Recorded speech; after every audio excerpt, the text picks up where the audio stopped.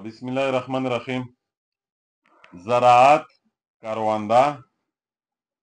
او کاشتکاری دا یوه هغه شرعي مسله ده چې په څه طریقه وی کې خلک سره شریکون دي، کاشي دي، مزدورون دي، کروندې خلک ته ځینې خلک خپله کرونده نشي کولی، نو دغې جایز ناجایز صورتونه ښه کیدای شي. مفتي صاحب ته هم بیا یو زحمت ورکړی دی په نن ورځ فقهي مجلس کې چې د زراعت د کروندې کیم جایز صورتونه دي همیشته پیش کی او چې کیم یې ناجایز صورتونه دي همیشته پیش کی. البته کوشش چې میشتو دا وکړي چې جایز صورتونه وپیژني، ناجایز خود به خود تر یوه حده پوره بیا ځنې ووځي. نو مفتي صاحب ته زه گزارش کوم. بسم الله الرحمن الرحیم وصلی الله علی النبی الامی. مفتی صاحب الله پاک چې مشتو ستا دین رلاشلی دی،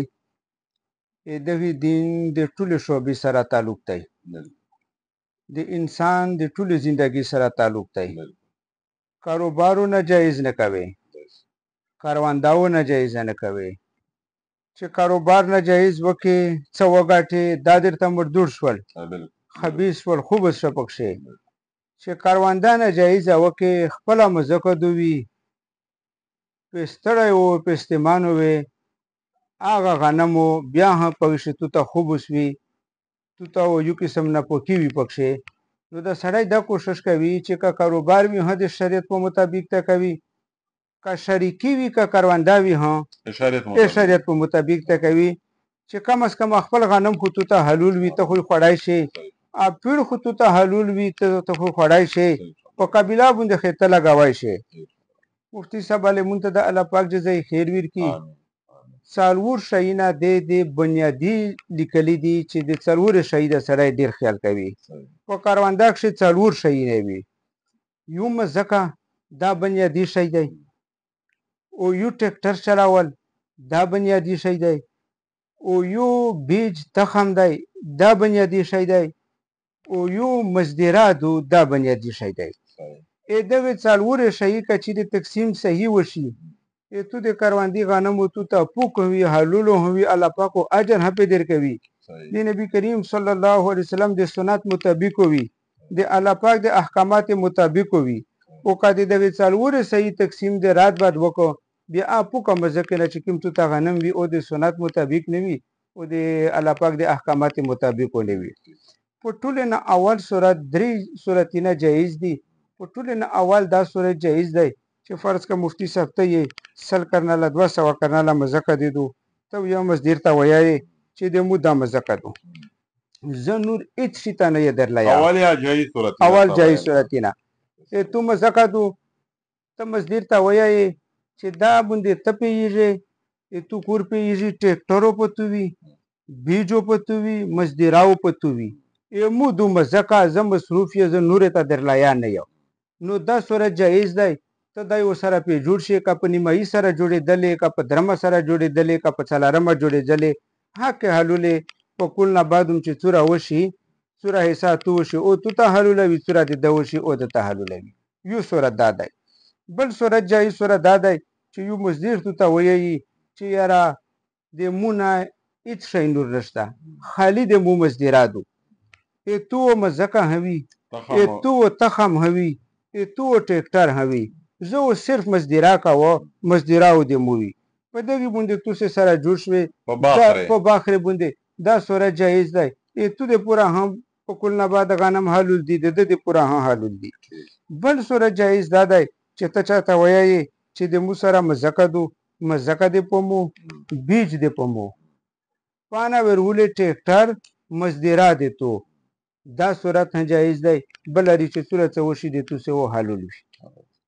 دا خو هغه درې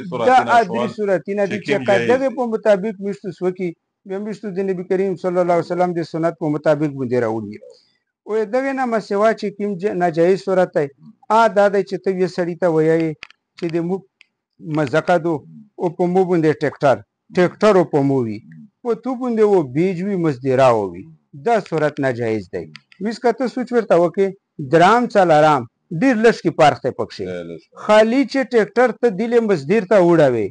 بیج جوړ ځون ته وړوي جایز شو خو چې ټریکټر ځون ته وړوي بیج مزدور ته وچه بیا ناجایز شو او د ډېرې خلک نه اکثر چې کې مشته خلک ستې مسلې پوښتنه کوي په دغه ځوشه فرق وي په دغه ځوشه د نه خطوي شي دغه د وجه نه د ټول ناجایز وي او مفتي صاحب بل صورت ناجایز دا دی چې ته یې سړی ته وایې چې دا بیج درونڅه دا درته وکړه او مو په درګاټ کا نور هر شی خپل کوي داسې نشي خالی په غنم مو درته چاته نشي ورګاډی دی چې ته چاته خالی بیج وچوي او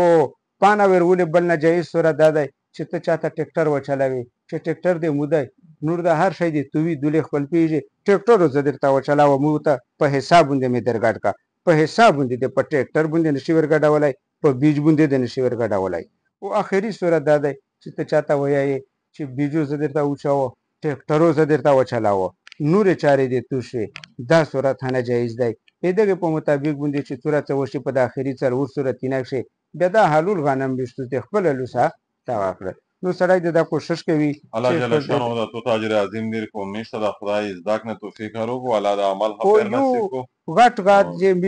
خلک نه چې کیم کیږي دا دی چې ډیر ضروری دی بیانول چې دا ورته وایي چې هر شی په نیماوي هر شی په نیماوي دا ډیر خلک وي او دا صورت ناجایز دی دا څلور شی نه ده په دغه ترتیب سره تقسیم کی پانا ورولې چې کیمه خرڅي دي دا وې دي سره دو یو شی دی بل شی دا بالکل په نیمایي وي خو دا څلور شی نه د شریعت په مطابق تقسیم کی په د جایز باندې نور د بیا په نیماوي بیا ټیک دی خو د سره چې هر شی سره په نیماک شي ناجایز دی چلو الله د خیر نصیب